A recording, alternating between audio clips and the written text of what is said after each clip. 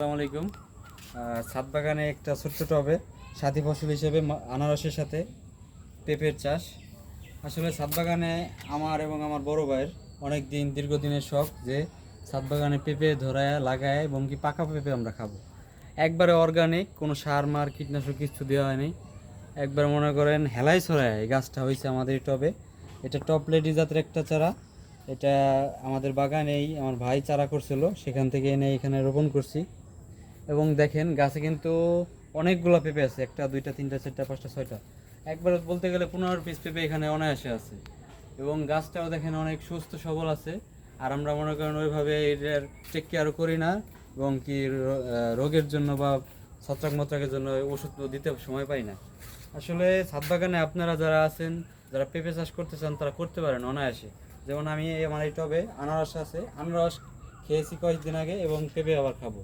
যেমন একটি টবেতে দেখেন 2 পদের সুফল আমরা ভোগ করতে পারবো। সবাইকে ধন্যবাদ।